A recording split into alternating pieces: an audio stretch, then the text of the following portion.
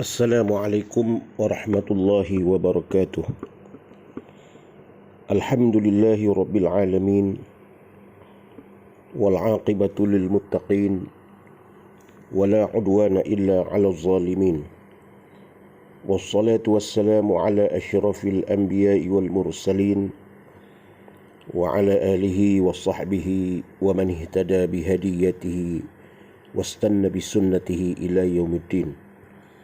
Qala Allah Ta'ala, a'udzu billahi minasy syaithanir rajim. Bismillahirrahmanirrahim.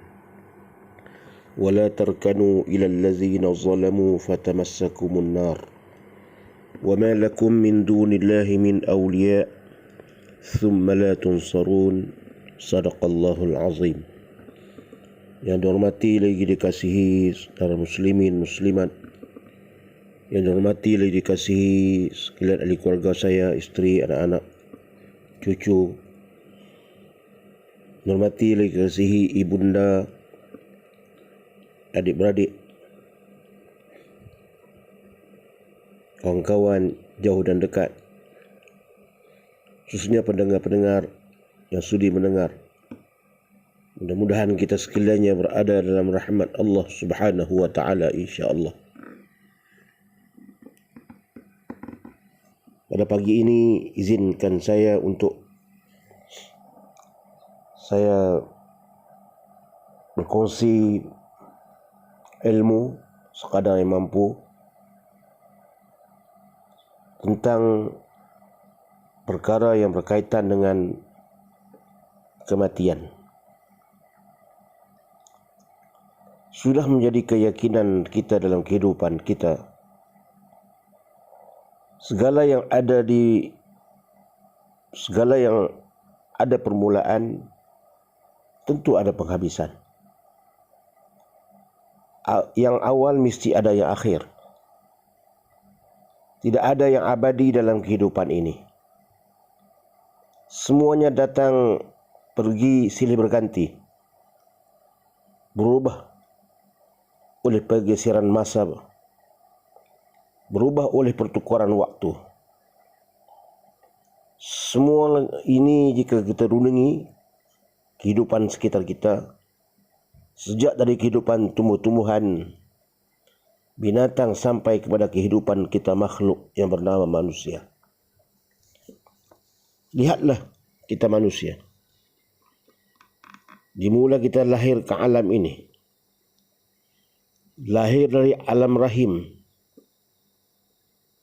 menjadi bayi yang merah, tidak berdaya, berangsur menjadi anak-anak, menjadi remaja dengan segala keceriaan dan kelincahannya.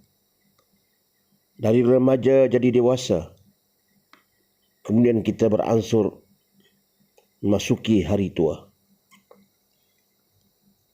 Dari hari tua, seminggu, sebulan, setahun, sampailah kita kepada batas waktu. Sampailah kita kepada waktu yang digaris penamat, yang dipanggil ajal, yang disebut sebagai maut. Ini merupakan kepastian dalam kehidupan, suatu yang pasti dalam kehidupan. Kalau mahu kita merenung perubahan pada diri kita, seharusnya kita membuat renungan yang boleh menginsafkan diri kita dan menyedarkan diri kita. Bagaimana dikala remaja kita begitu lincah, dikala remaja rambut kita yang hitam, ikal mayang, lesung pipit, senyum yang indah menawan setiap orang yang melihat. Pipi masih cekang, bersih. Manakala kita memasuki hari tua, kita berubah. Bila maut datang menjemput kita, selesailah kehidupan kita. Sampailah kita hanya sekadar di situ. Sampaikah kehidupan kita sekadar di situ? Ternyata belum. Ternyata belum. Bukan setakat bila datang kematian, selesai kehidupan kita. Tidak. Tidak selesai. Kalau kita lahir perpindahan rahim, dari perpindahan rahim ke alam dunia. Kalau kita lahir, maknanya perpindahan dari rahim ibu keluar ke alam dunia. Maka mati hakikatnya perpindahan dunia ke alam barzakh. Andai kata hidup cuma sekali, tidak ada akhirat, hanya di dunia ini sahaja, secara moralnya mungkin ada yang berkata alangkahnya tidak adilnya Allah Subhanahu wa ta'ala. Kenapa? Kerana dalam kehidupan ini berbagai aneka ragam terjadi. Ada orang yang zalim, ada orang yang dizalimi, ada orang yang berbunuh, ada orang yang membunuh, ada yang terbunuh, ada yang kaya, ada yang miskin, ada orang yang jujur, ada orang yang menghalalkan segala cara, sehingga banyak pengadilan yang dia terlepas dari keadilan di dunia. Dari undang-undang dunia, banyak dia terlepas. Kadang ada yang menyatakan di dunia ini banyak pengadilan, tapi payah hendak mendapatkan keadilan. Sehingga begitu kata-kata setengah orangnya, kata-kata pemikirnya. Kadang ada yang menyatakan di dunia ini banyak pengadilan, tapi payah hendak mendapatkan keadilan. Andai kata kita hidup cuma sekali, tidak ada hidup selepas yang sekarang ini, yakni tidak ada hidup lagi di akhirat, tidak ada pengadilan di hari akhirat. Bagaimana nasib mereka yang lepas dari pengadilan di dunia ini? Bagaimanakah nasib mereka yang terlepas dari keadilan di dunia ini, sedangkan mereka bersalah dengan makhluk? Sedangkan sifat Allah Subhanahu wa ta'ala itu maha adil. Tentu akan terjadi orang yang menghalalkan semua cara, menzalimi sesama manusia. Jika tidak ada pengadilan di hari akhirat, pasti akan terjadi orang yang akan menghalalkan semua cara dalam kehidupannya, menzalimi sesama manusia dan berbagai lagi. Bagi mencapai tujuan, manusia sanggup lakukan segala macam cara. Halal haram tidak dipedulikan. Yang penting saya kaya. Yang penting saya ada jawatan yang tinggi dan sebagainya. Prinsip ini adalah prinsip komunis. Sanggup pijak orang di bawah asal tujuan mereka terhasil. Pijak sana, pijak sini. Matlamat menghalalkan cara. Pantas mereka tidak percaya kepada hari kiamat. Pantas orang-orang yang berideologi komunis ini kebanyakan tidak percaya pada hari pembicaraan, hari kiamat. Mereka tidak percaya kepada kehidupan sesudah mati. Jangan kita ikut ideologi komunis ini. Tujuan menghalalkan cara. Bagi mereka segala apa yang nak mereka lakukan, mereka lakukan tanpa mengikut panduan Allah Subhanahu wa ta'ala. Cara apapun mereka lakukan, karena bagi mereka asalkan tujuan itu tercapai. Karena mereka tidak percaya pada hari akhirat. Sebagai muslim yang yakin akhirat akan ada, kiamat pasti akan datang, hidup ini tidak cuma sekali. Maka kalau kita zalim, kalau kita berbuat inayah, kalau kita merugikan orang lain, mungkin kita terlepas dari pengadilan dunia. Mungkin kita terlepas dari pengadilan dunia. Tetapi ingatlah, kita tidak terlepas dari pengadilan Allah Subhanahu wa taala. Pengadilan Qadhi Rabbul Jalil, di mana akan diadili dengan seadil-adilnya. Walaupun sekecil manapun kesalahan yang kita lakukan, akan dinilai di hadapan Allah Subhanahu wa taala. Suatu hari malaikat Jibril datang menasihati Rasulullah sallallahu alaihi wasallam. Ya Muhammad, ish ma syi'ta fa innaka mayit, wa'mal ma syi'ta fa innaka majziyun bih, wahbib ma syi'ta fa innaka mufariquh. Ya Muhammad, hiduplah seperti mana yang kamu mau, seperti mana yang kamu kehendaki. Tapi ingatlah, kamu akan mati. Buatlah apa yang kamu kehendaki. Sesungguhnya segala perbuatan akan dibalas nanti. Cintailah kamu kepada orang yang kamu cinta. Fa innaka mufariquhu. Fa innaka mufariquh. Sesungguhnya suatu hari kamu akan berpisah dengannya.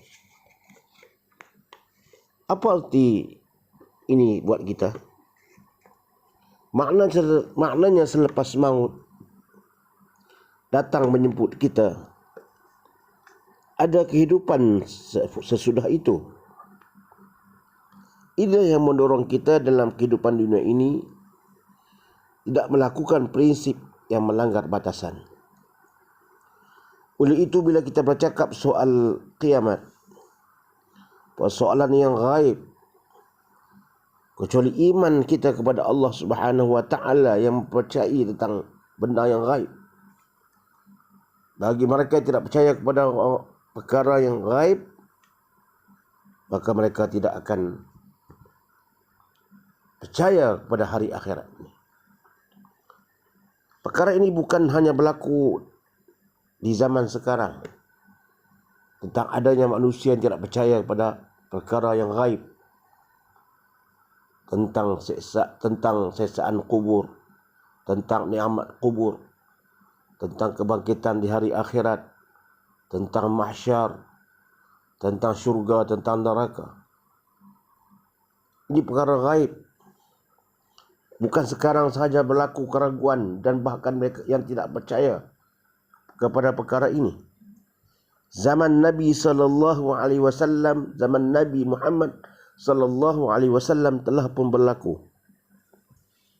Apabila ada yang bercakap soal akhirat, apabila ada orang yang bercakap soal kiamat, ada yang ragu-ragu, ada yang menolak sama sekali. Bila Nabi bercakap soal akhirat, soal kiamat, ada yang ragu-ragu, tak percaya, tidak yakin. Dan ada yang menolak sama sekali. Bukan ragu lagi, dia tolak terus. Dari zaman dulu telah berlaku perkara ini. Pada satu ketika Rasulullah sallallahu alaihi wasallam berdakwah, menceritakan ketika Nabi Muhammad sallallahu alaihi wasallam berdakwah, dia berkata, wahai saudara-saudaraku, nanti akan terjadinya kiamat, di mana alam ini akan binasa. Allah akan membangkitkan manusia dari kuburnya, minta dipertanggungjawabkan. Ini seruan Nabi di dalam ceramahnya. Apa reaksi penduduk Mekah? Ada yang beriman, alhamdulillah. Tetapi ada yang tidak beriman, kaum musyrikin Quraisy.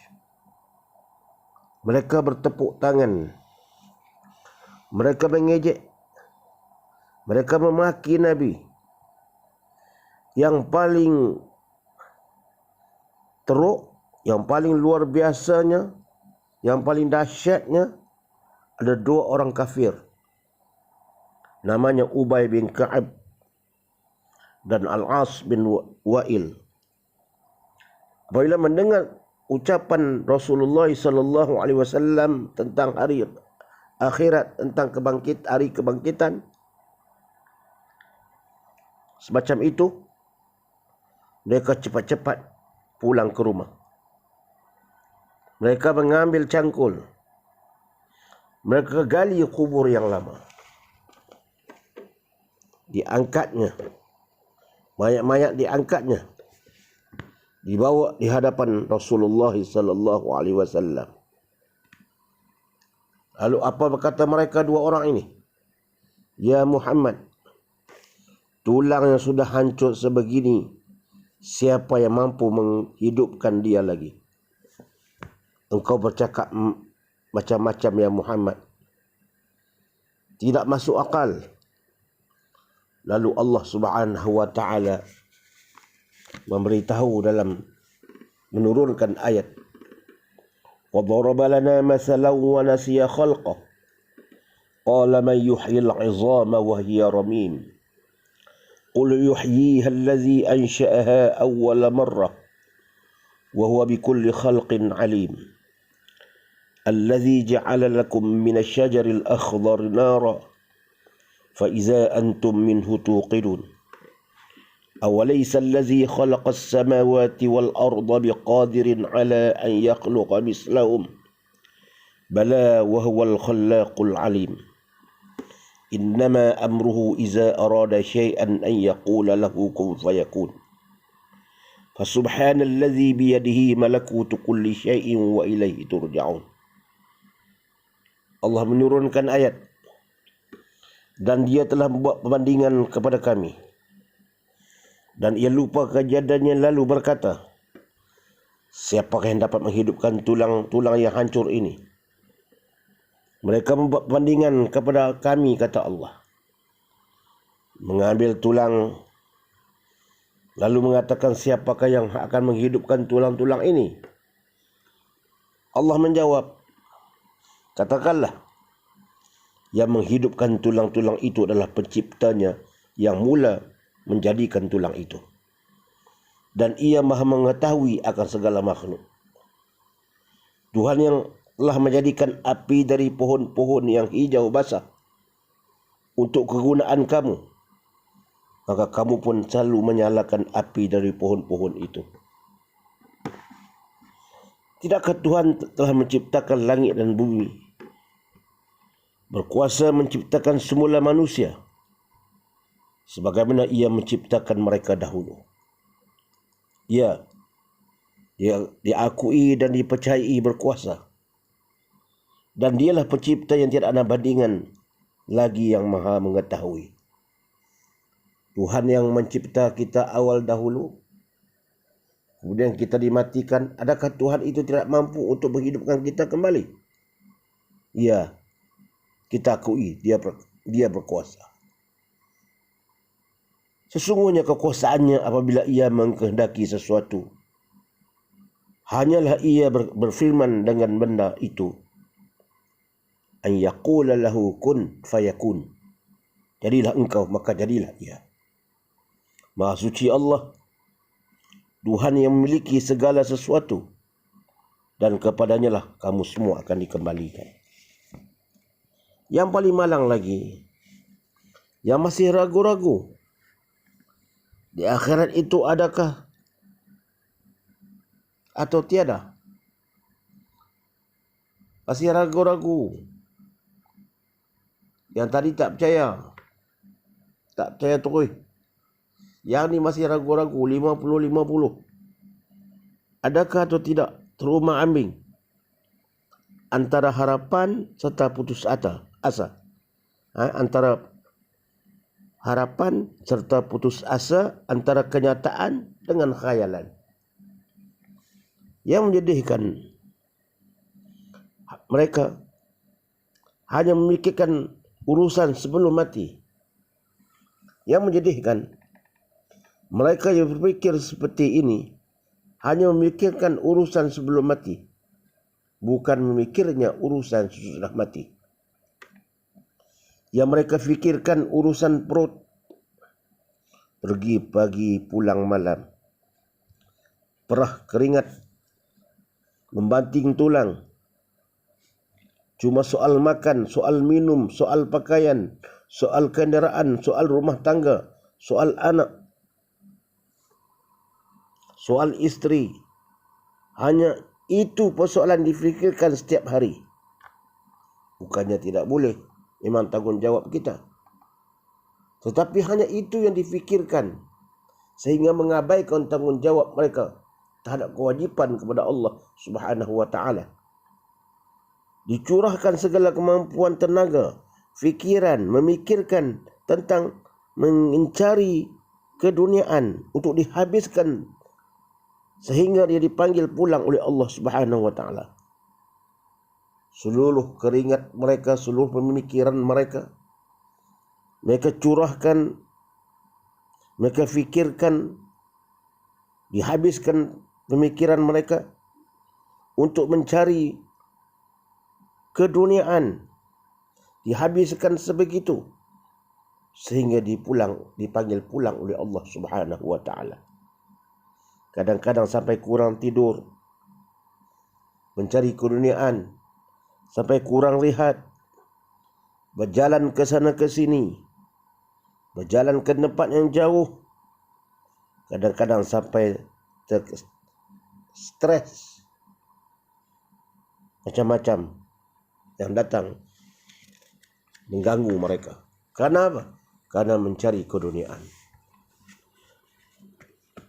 Mereka yakin mereka boleh dapat kekayaan yang melimpah ruah.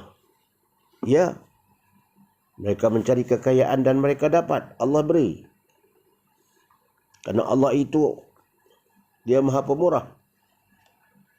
Sifat pemurah Allah ini diberikan kepada semua makhluk. Islam, tidak Islam, Ar-Rahman ini diberikan pada semua makhluk. Islam, tak Islam, semua dia bagi. Sifat Rahman Allah, pemurah Allah. Siapa usaha, dia dapat. Man jadda wajada, siapa usaha, dia dapat. Tetapi sifat Ar-Rahim Allah hanya diberi kepada orang-orang yang beriman.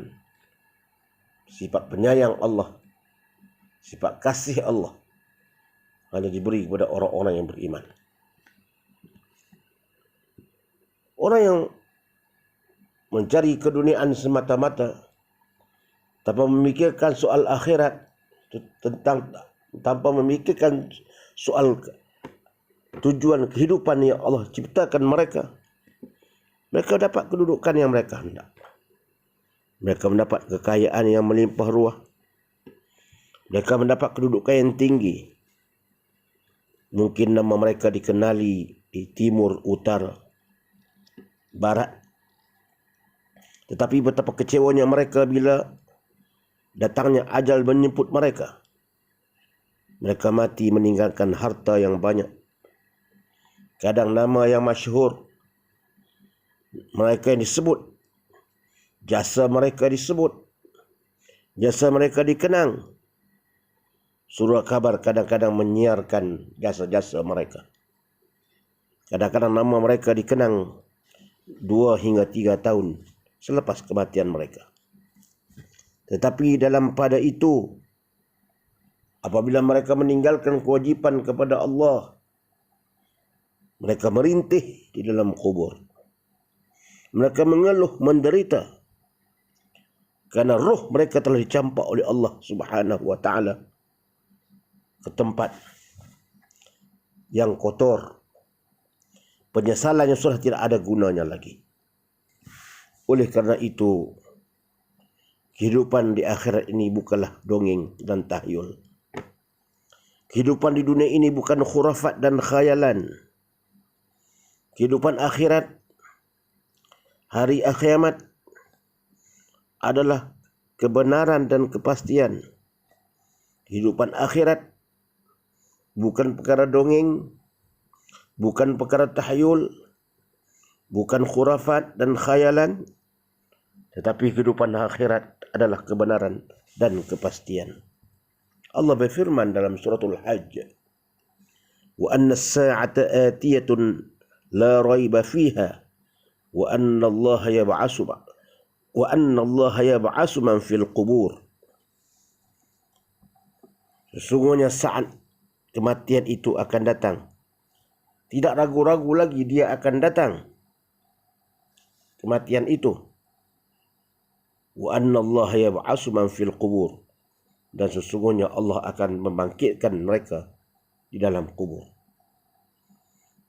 Kalau kita sudah yakin kiamat suatu yang sudah pasti adanya, akhirat suatu yang sudah pasti adanya, dari mana kesadaran kiamat itu bermula?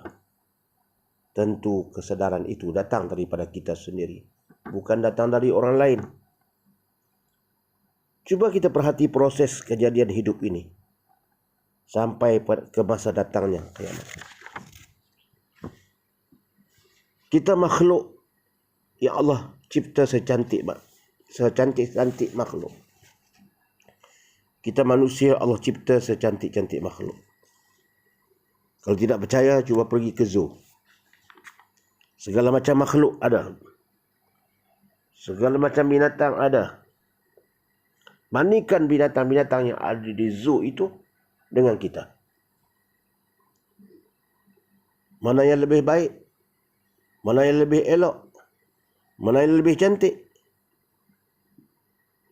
Dari segala makhluk Allah yang dia ciptakan, Allah sebut manusia itulah fi ahsani taqwim, sebaik-baik kejadian. Laqad khalaqnal insan fi ahsani taqwim. Sesungguhnya kami menciptakan manusia itu sebaik-baik ciptaan. Akan tetapi, walaupun sebaik-baik penciptaan, summa radatnahu asfalas safilin, tapi kamu akan juga dikembalikan asfalas safilin, serendah-rendah tempat kejadian, ke tempat serendah-rendah tempat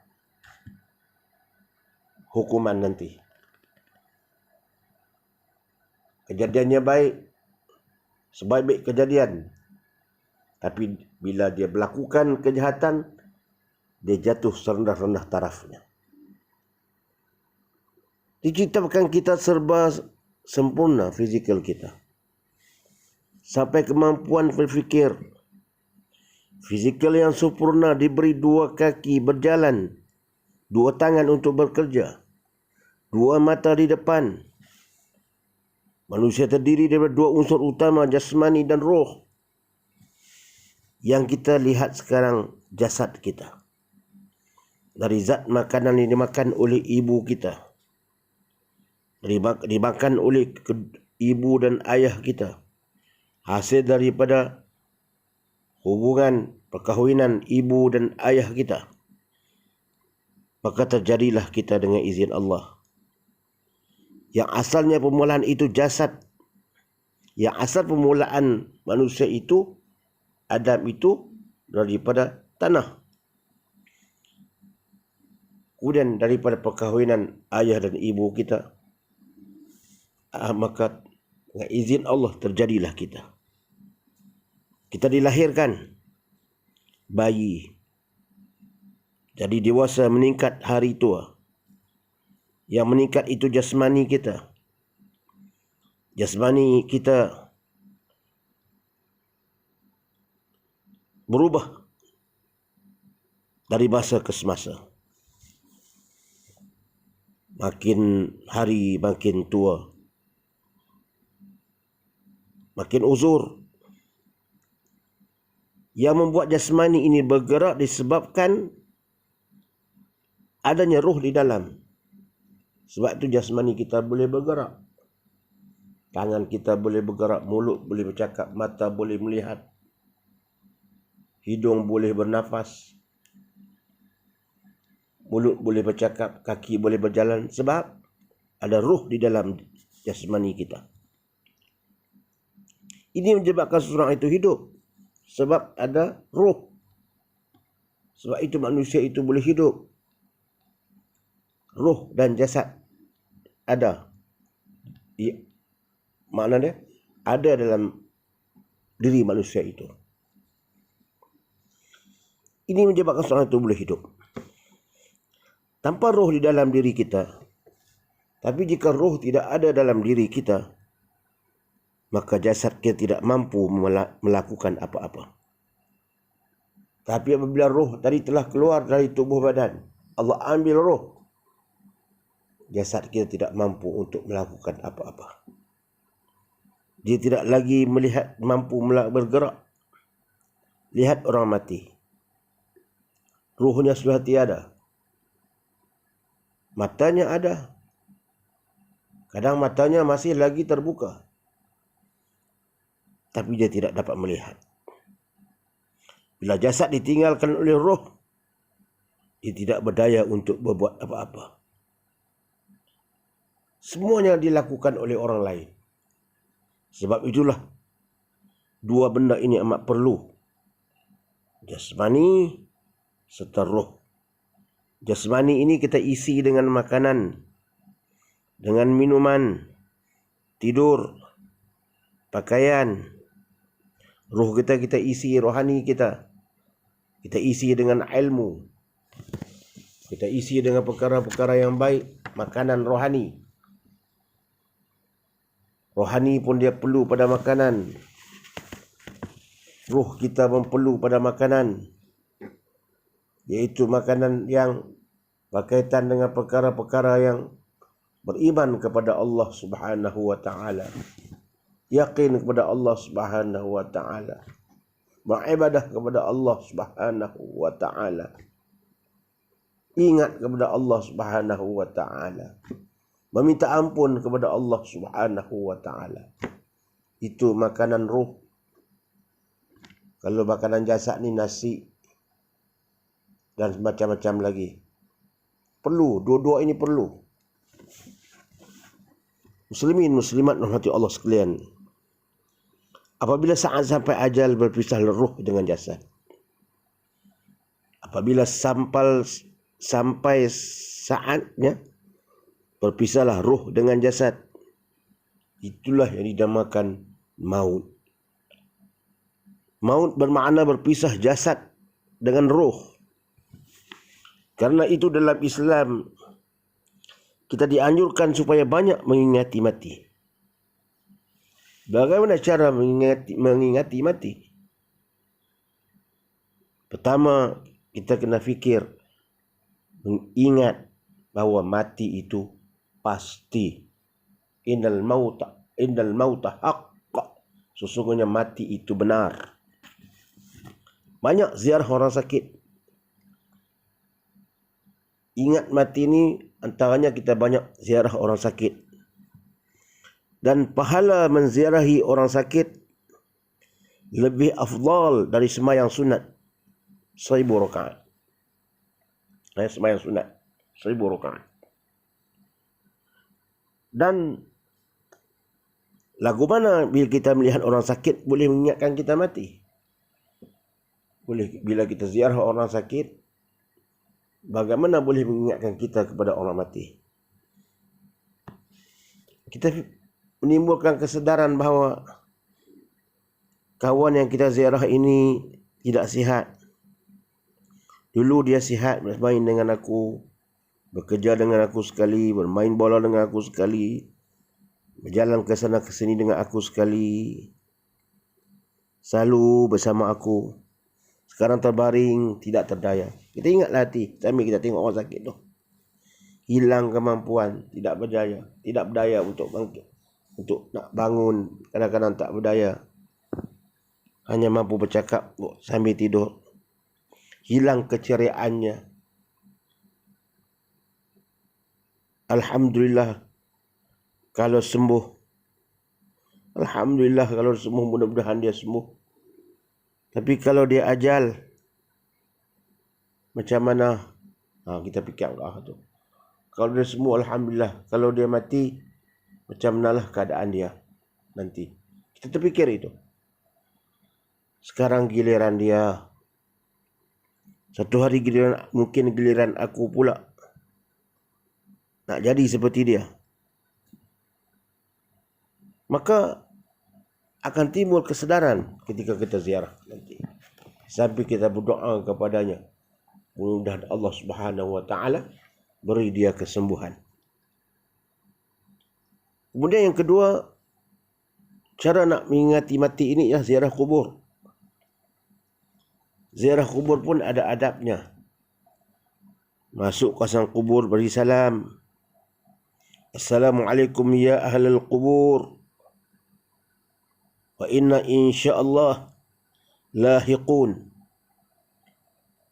Assalamualaikum wahai ahli kubur, insyaallah kami juga akan mengikuti kamu pada suatu hari nanti.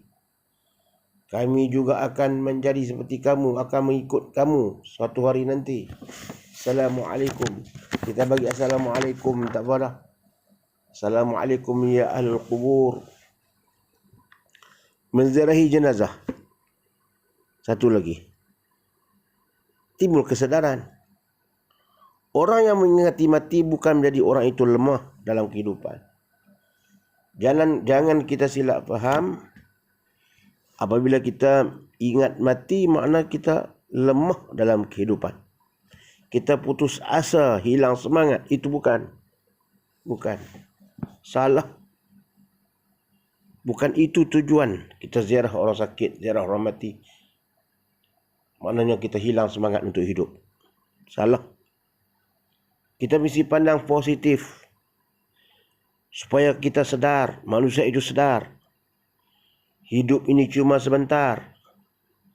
Oleh itu seluruh kehidupannya perlu digunakan untuk sebaik-baiknya. Melakukan kehidupan sebanyak-banyaknya. Tidak lalai, tidak bermain-main dengan kehidupan. Kerana maut kalau datang, dia tidak bermain-main. Dia datang tidak bermain-main. Dia datang, betul-betul dia datang. Itu maknanya kita ambil benda yang positif. Menambahkan semangat kita untuk bekerja, untuk mencari pahala. Bukan maknanya kita bila ziarah orang mati kita lemah untuk kehidupan. Salah. Seorang penyair bernama Syauqi menyebut, bersiaplah dirimu dengan takwa. Kerana kamu tidak tahu apabila malam datang, masih hidup atau tidak pada pagi besok.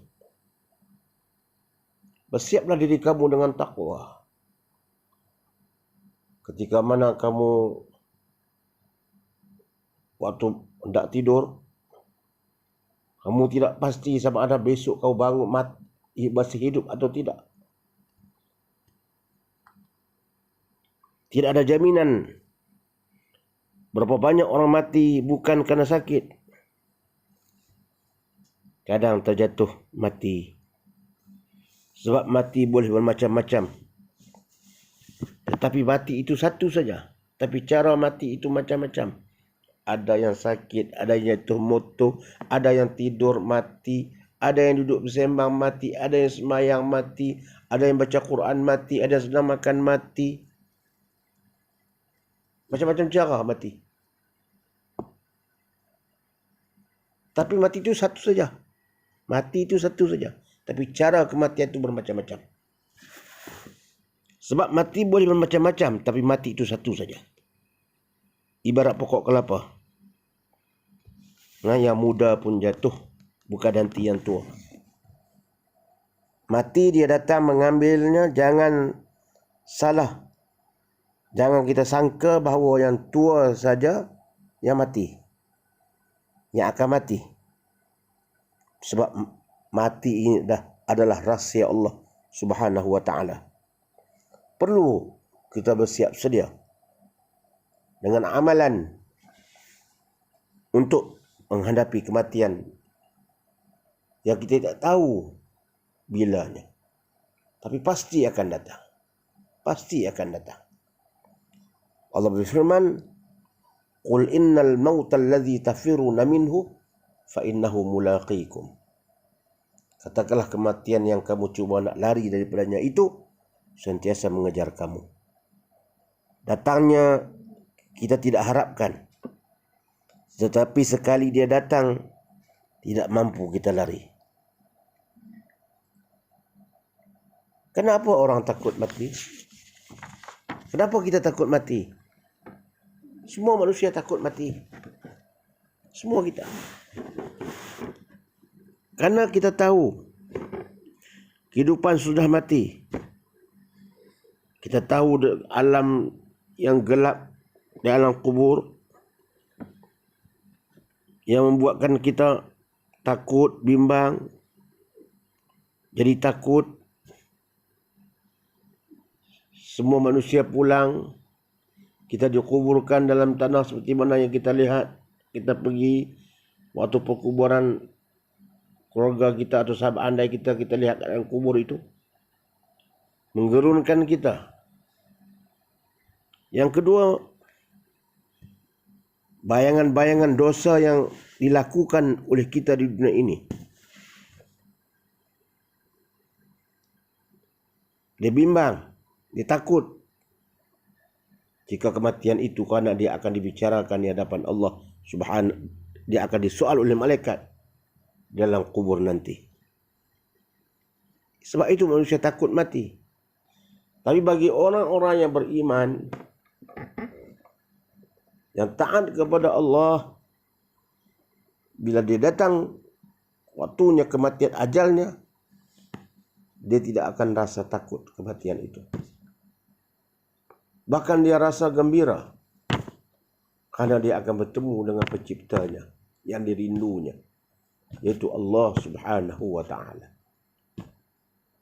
Dia ingin bertemu dengan Tuhan yang menciptanya. Orang yang beriman kepada Allah tidakkah mahu melihat Tuhan yang mencipta kita? Apakah tidak ada dalam benak hati kita hendak melihat Tuhan yang mencipta kita? Karena bagi orang yang beriman, dia ada satu nikmat dalam syurga nanti, iaitu ia dapat melihat wajah Allah Subhanahu wa ta'ala dalam syurga. Orang yang berdosa, orang kafir tidak dapat. Itu nikmat yang paling besar.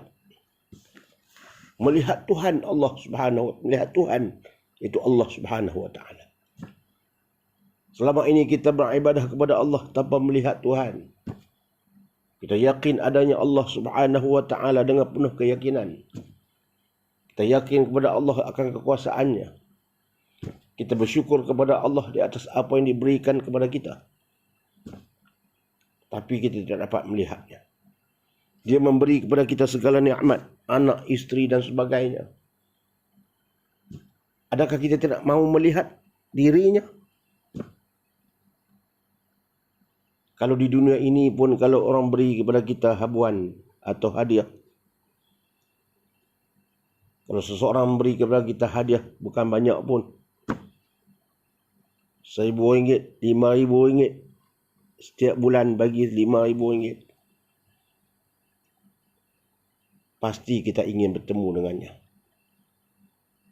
Kadang-kadang ada orang kirim duit kepada kita sebulan RM2,000, RM5,000. Setiap bulan. Tak pernah tengok. Ada seorang yang dermawan bagi kepada kita contoh. Tapi dalam benak hati kita mengatakan, aku ingin berjumpa dengannya. Aku ingin mengucapkan terima kasih kepadanya. Kerana dia telah memberi kepada aku wang setiap bulan. Apalagi Allah Subhanahu wa ta'ala yang beri kita segala nikmat. Memberi kita segala anggota tubuh badan kita yang sihat. Mata, telinga. Memberi kita segala nikmat. anak pinak, memberi kepada kita segala macam-macam nikmat, suami, kata tubuh badan, nikmat Islam dan nikmat iman, makan rezeki Allah yang berbagai-bagai di dunia ini. Ya Allah berikan kepada kita kehidupan. Apakah kita tidak mahu melihatnya? Sedangkan di dunia ini orang baik buat baik pada kita, kita nak tengok. Apatah lagi Tuhan yang maha pemurah lagi maha penyayang, kita tidak mahu melihatnya. Jadi syarat untuk melihatnya ialah kita berbuat baik, melakukan segala ketaatan kepada Allah. Maka di sana kita akan dapat melihat Allah Subhanahu wa taala di dalam surga nanti. Muslimin muslimat yang dirahmati Allah Subhanahu wa taala. Kemungkinan bayangan dosa yang dilakukan di dunia ini, manusia itu takut pada kematian. Tapi ke mana dia hendak lari? Aina matakunu yudrikumul maut walau kuntum fi burujim musyayyadah. Kemanapun kamu nak lari, maut itu sentiasa datang kepada kamu. Walau kuntum fi burujim musyayyadah, walaupun kamu duduk dalam tembok yang tak dapat, tembok yang kukuh yang tak dapat dimasuki oleh manusia. Kerana takut nak mati itu buat satu tembok yang kukuh supaya malaikat tak ambil nyawa dia. Tetap mati. Allah sebut dalam Quran. Kemudian kematian ini terbagi kepada dua. Husnul khatimah, su'ul khatimah. Mati yang baik pengakhirannya, mati yang tidak baik pengakhirannya. Mati yang baik, dia redha kepada Allah. Dia mampu berzikir kepada Allah. Dia mampu baca Quran kalau dia ada kemampuan. Mampu dia memberi nak buat berwasiat lagi kepada anak isterinya. Mampu senyum. Mukanya cerah. Malaikat datang mengambilnya, rohnya. Baik perlahan-lahan. Ambil dengan cara yang tak kasar. Sungguh pun demikian, sakitnya masih terasa. Sakitnya masih terasa. Tapi lembut dah lah tu. Sakitnya masih juga terasa. Bukan kata tak sakit langsung. Tidak. Rasulullah SAW dikala baginda hendak diambil nyawa, dia juga berdoa. Nabi sendiri pun berdoa. Ya Rabb, mudahkanlah saya di dalam menghadapi sakratul maut ini. Nabi minta doa, Ya Allah, Ya Rabb, permudahkanlah aku di dalam menghadapi sakratul maut ini. Beliau juga berkata, ini Rasul juga berkata, sakit sakratul maut lebih sakit daripada 70 tikaman pedang. Sakit. Rasulullah SAW pun ketika mana nak malaikat ambil itu dalam keadaan yang lembut lah. Sehingga kan malaikat Jibril yang ada bersama ketika mana malaikat Israel nak mengambil nyawa Rasulullah, Jibril ada di samping Rasulullah. Tapi Nabi Rasulullah melihat malaikat Jibril berpaling mukanya ke arah lain ketika mana malaikat Israel nak mengambil nyawa. Lalu Nabi Muhammad SAW mengatakan, wahai Jibril, kenapa engkau tidak melihat aku? Adakah kau tidak suka kepada aku? Lalu malaikat Jibril mengatakan, aku tidak sanggup melihat kamu ya Rasulullah ketika mana nyawa kamu nak diambil, ya Allah. Aku tidak sanggup untuk melihat kamu, ya Rasulullah. Ya Rasulullah, ketika mana nyawa kamu nak dicabut oleh malaikat Israel nanti.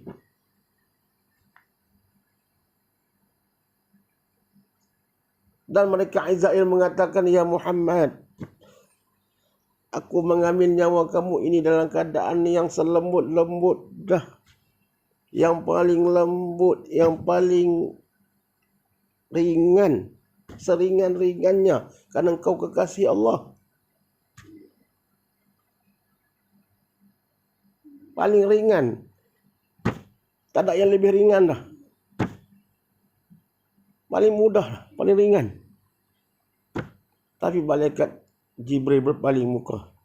Tidak sampai hati melihat. Sebab Jibril dengan Muhammad ni dua orang ibarat dua sahabat. Sering berjumpa. Menyampaikan wahyu. Menurunkan Al-Quran, wahyu Al-Quran. Tadarus Quran dalam bulan Ramadan. Kalau tak jumpa Jibril dalam masa seminggu ni, Rasulullah rasa macam sunyi. Baiknya mereka. Jibril tidak gamak tengok.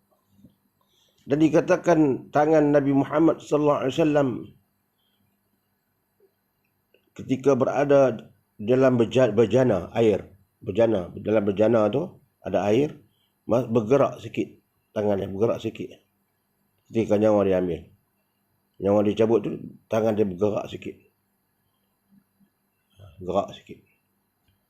Ringan ambil tu, ringan. Ketika roh keluar dari jasad, mata memandang manusia itu, mata memandang rohnya. Mengikut rohnya yang dibawa oleh malaikat. Hati, mata memandang, terbuka.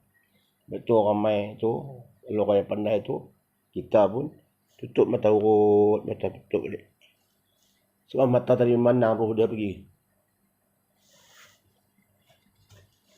Yang kedua ialah kumpulan yang su'ul khatimah.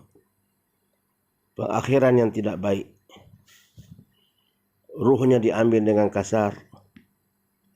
Mati dengan cara yang tidak terpuji. Kadang mati ketika memegang botol arak.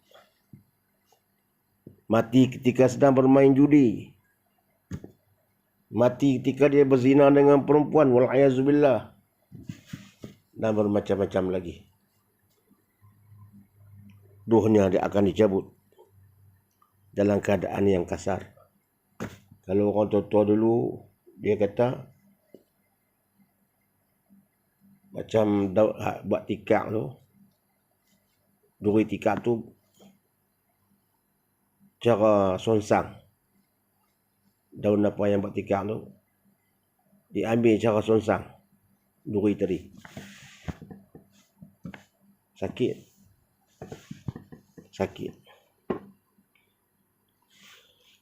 Ini suatu yang pasti.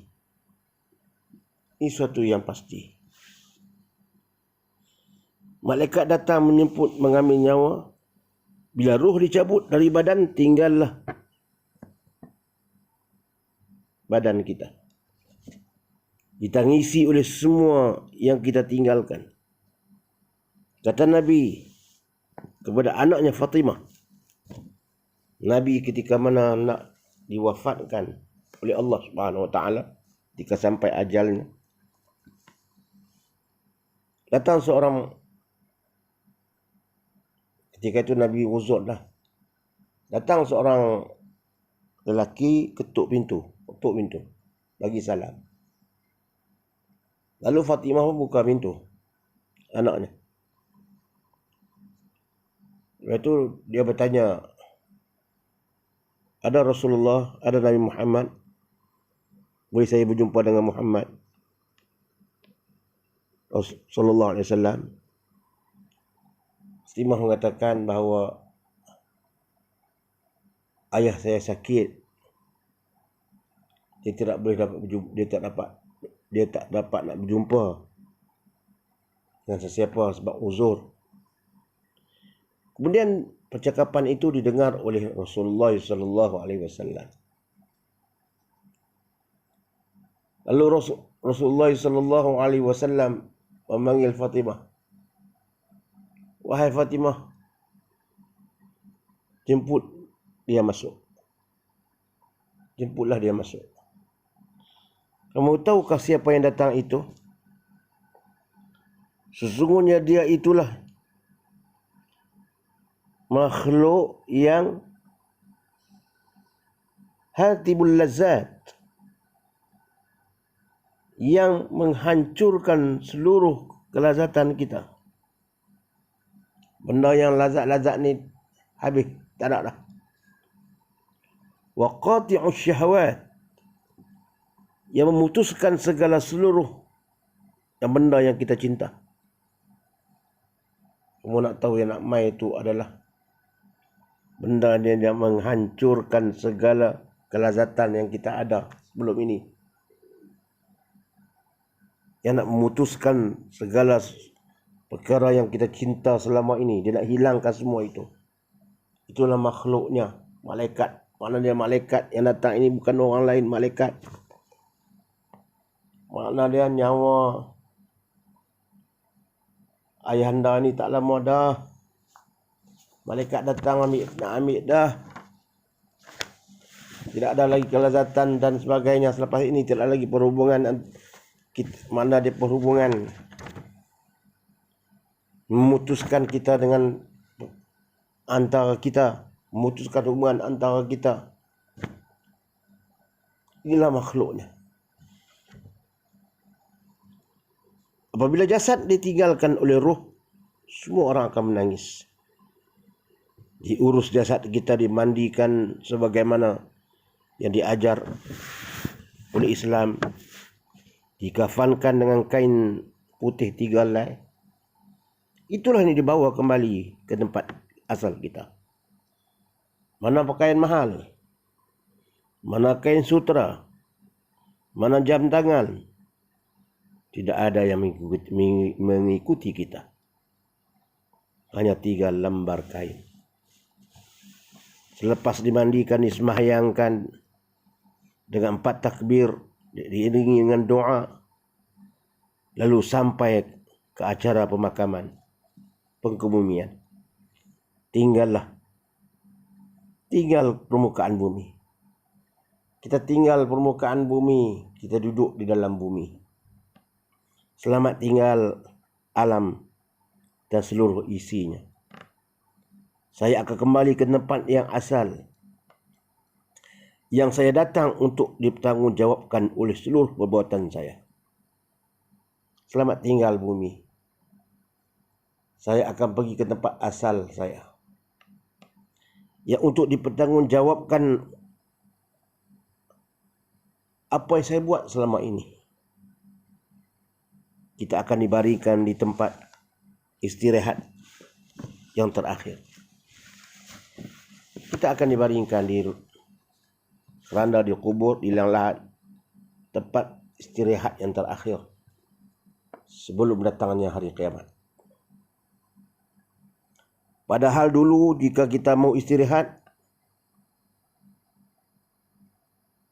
di mana kita pergi istirahat? Kadang-kadang ke tempat yang selesa. Kubur istirahat. Luas mana kubur? Sempit. Nak masuk 2 orang pun tak boleh. Itu tempat istirahat kita yang terakhir. Padahal dulu di dunia bagi orang-orang yang tertentu, kalau mereka nak rehat, mereka pergi ke Paris, ke pantai, serta lain-lain tempat. Sekarang tempat rehat kecil, yang hanya gumpalan tanah yang akan menjadi bantal. Muka dihadapkan ke arah kiblat, ditutup liang lahat, ditutup dengan tanah yang mengkebumikan kita, kawan-kawan kita. Jenazah kita dikebumikan oleh kawan-kawan kita Disoal oleh malaikat. Jika jawapannya betul, kata malaikat, tidurlah kamu seperti tidurnya pengantin. Muslimin muslimat dan rahmati Allah sekalian. Begitulah kehidupan kita. Daripada awal kejadian kita sehingga akhirnya, itulah diri kita manusia.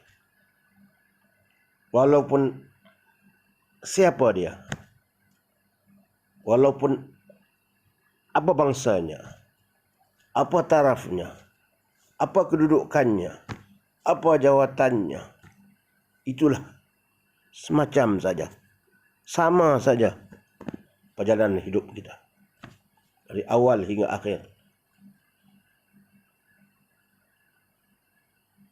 Maka sementara kita masih ada lagi peluang, Allah beri peluang untuk kehidupan ini, marilah sama-sama kita insaf.